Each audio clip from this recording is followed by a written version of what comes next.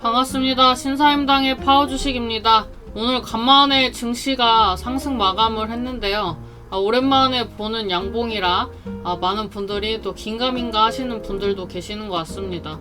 근데 오늘 지수를 보면은 거의 뭐 테마주 움직이듯이 이렇게 움직였는데, 아무래도 거래량이 바닥이 난 상황에서 이제 많이 빠진 과대 낙폭주들의 이제 반등이 지수 움직임이 좀 약간 테마 성향의 느낌처럼 급등하는 것 마냥 그렇게 보여지는 것 같았습니다.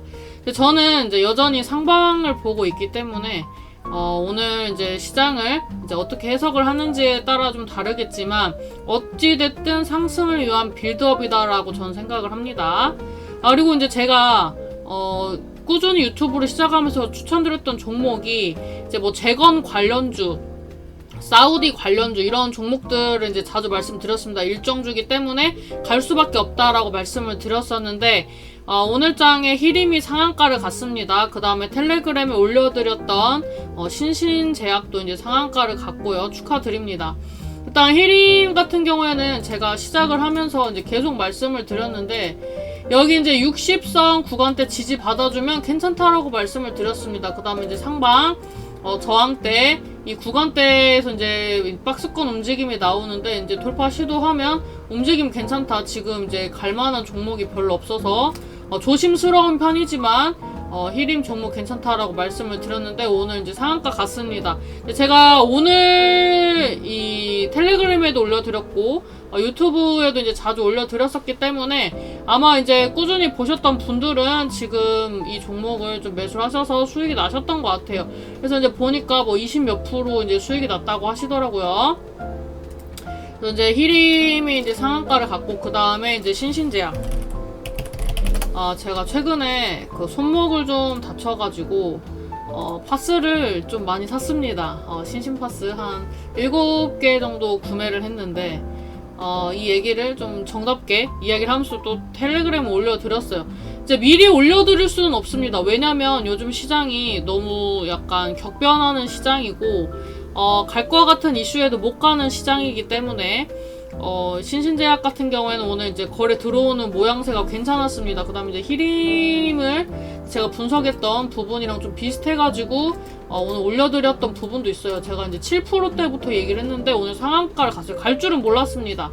이제 60선대 이제 지지를 받고, 얘도 이제 위에서 가두리 양식을 하더라고요. 한 7,500원 사이에서.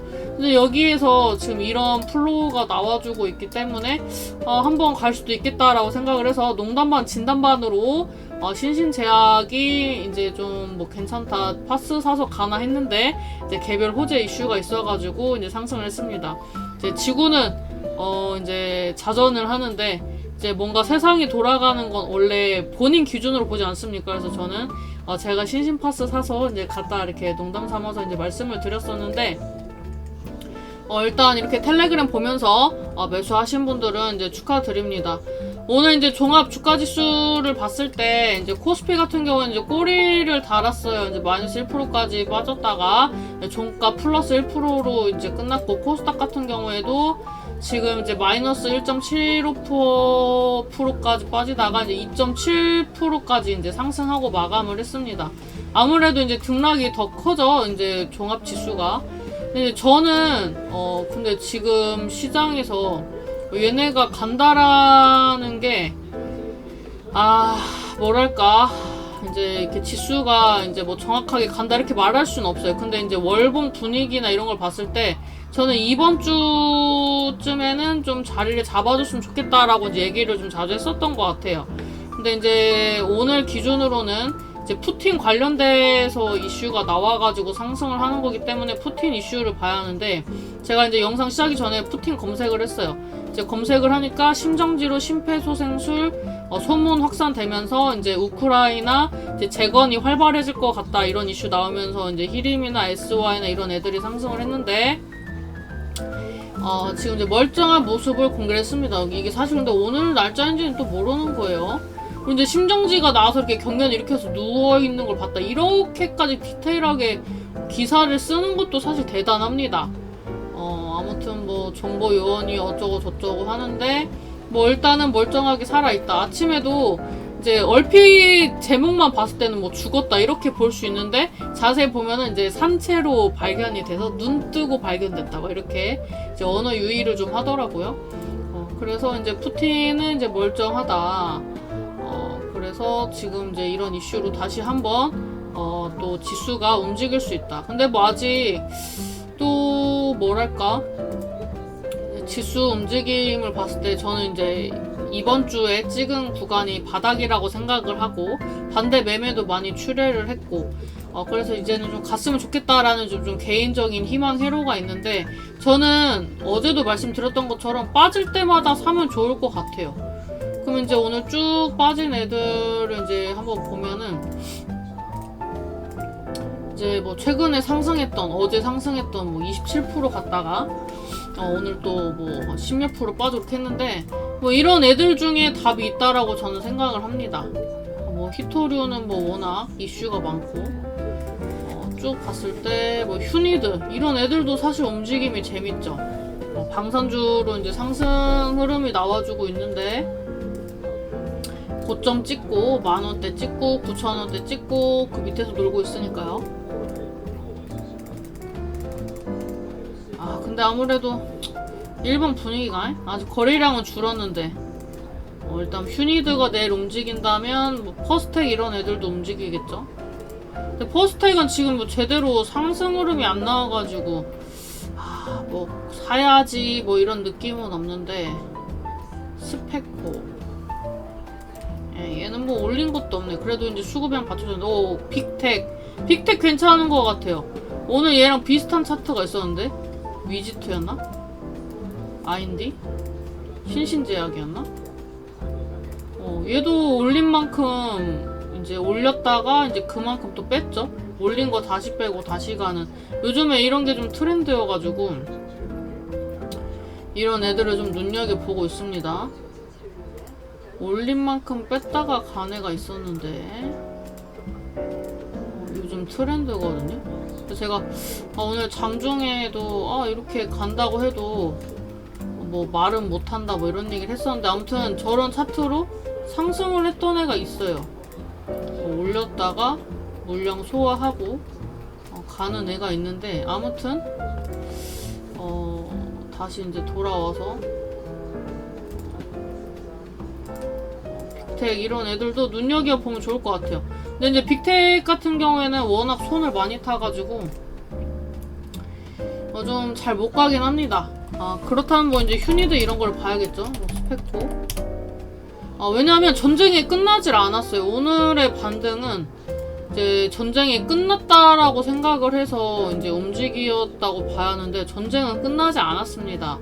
여전히 저기 이스라엘 쪽도 러시아 쪽도 다 이제 전쟁을 하고 있기 때문에 시장이 또 다시 조정이 온다면 이런 방산주들 움직일 수 있습니다. 그 다음에 이제 드론 관련주 제이시언 시스템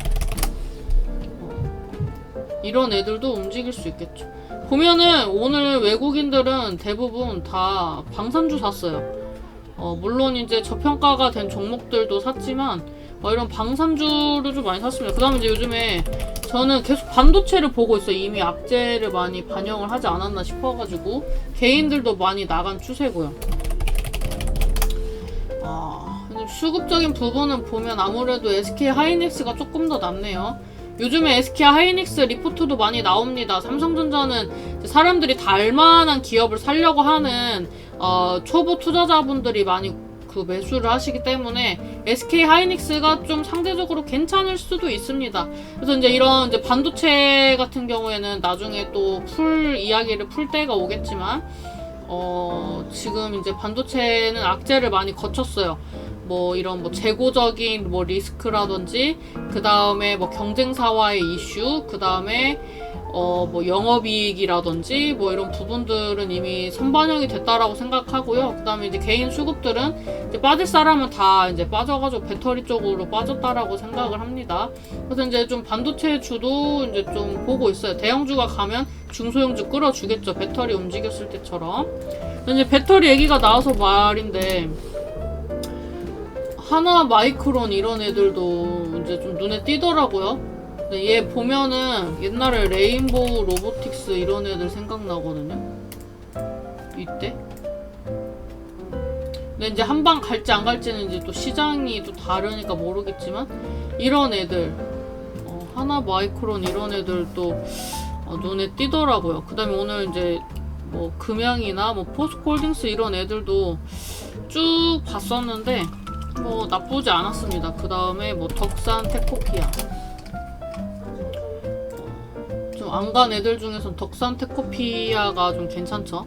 덕산 테코피아 같은 경우에도 지금 뭐 분위기 봤을 때 이제 전고체 배터리 이제 관련주로 또 움직일 수 있어요. 얘네가 이제 또 개발한 전고체 배터리 관련돼서 또 한번 또 견인을 한 적이 있고, 그 다음에 이제 그 얘네가 세븐킹 에너지 지분도 이제 취득을 했고, 이제 세븐킹에서 이제 전고체 배터리, 뭐 세라믹, 뭐 유기 2차전지 이런 거를 이제 개발을 하고 있기 때문에 이런 이슈로 또 한번 갈 수 있지 않을까. 사실 이제 시장과는 좀 다르게 흘러가지만 차트는 또 이제 마이웨이를 가겠다라는 의지를 보여주고 있어서 이런 애들도 좀 눈에 띄는 시장이었던 것 같습니다. 그래서 저는 지금 이제 분위기를 봤을 때 오늘의 반등이 반갑지만 좀 냉철하게 얘기했을 때 이런 이제 상승과 하락을 번복을 하면서 개미 털기 막바지를 달리지 않을까라고 좀 생각을 합니다. 지금 이제 키움증권 여파로 이제 증권사들 이제 뭐 미수거래라든지 이런 거 제한을 이제 하기 시작을 했습니다.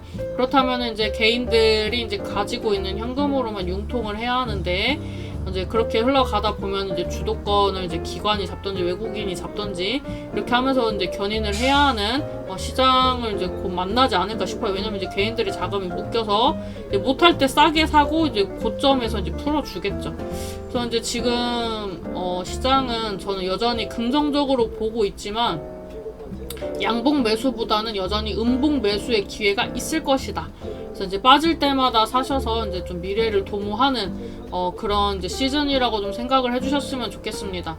증시가 언제 갑자기 급등할지 몰라요. 이렇게 할 일 없이 빠지고 이제 개인들도 많이 지치고 이렇게 악재들이 많이 출현해서 하락했던 시장 뒤에는 급등장이 오는데 언제 갈지 모르고 어떻게 갈지 몰라서 이제 미리미리 준비를 해야 하는 거거든요.